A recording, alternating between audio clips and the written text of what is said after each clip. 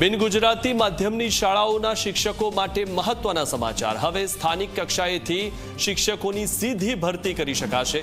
લાયકાતના નિયમોમાં આપવામાં આવી મોટી છૂટછાટ। ધોરણ 1 થી 5 માટે HSC PTC ઉમેદવારોની પસંદગી થશે।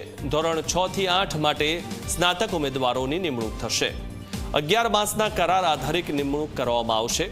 21,000 રૂપિયાના ઉચ્ચ પગારે શિક્ષકોની ભરતી થશે। લાયકાત ધરાવતા શિક્ષક મળે તો કરાર આધારિતને છૂટા કરાશે। કરાર આધારિત શિક્ષકોને તાત્કાલિક છૂટા કરાવવાના રહેશે। બિન ગુજરાતી માધ્યમની શાળાઓના શિક્ષકો માટે મહત્વના સમાચાર મળી રહ્યા છે। આ વિશે વધુ માહિતી મેળવીએ અમારા સંવાદદાતા હિતલ પારેખ પાસેથી। હિતલ, જે રીતે આ શિક્ષકો માટે આ મહત્વના સમાચાર આવ્યા છે, કરાર આધારિત શિક્ષકો માટે આ ખૂબ મહત્વના સમાચાર છે, શું વધુ માહિતી?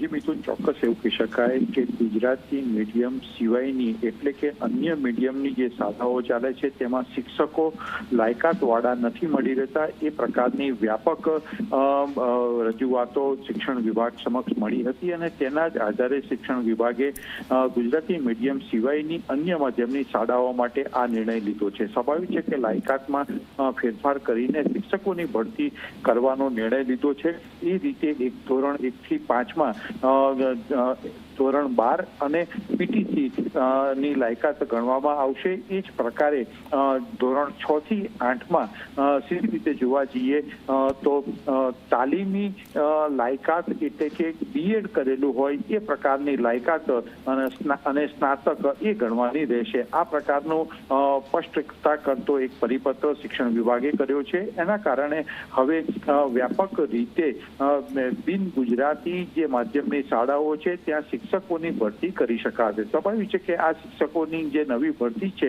એ કરાર આધારે કરવામાં આવશે અને નિયમિત શિક્ષકો એટલે કે યોગ્ય લાયકાતવાળા શિક્ષકો મળી જશે તો આ શિક્ષકોને ફરી પાછા છૂટા કરી શકાશે। એ પ્રકારની એક ₹21,000ના ઉચ્ચ પગારે આ શિક્ષકોને લેવાની ગાઈડલાઈન શિક્ષણ વિભાગે બહાર પાડી છે। જી મિથુન। જી હિતલ, આપ અમારી સાથે જોડાયેલા રહો, આગળ પણ આપની પાસેથી માહિતી મેળવીશું।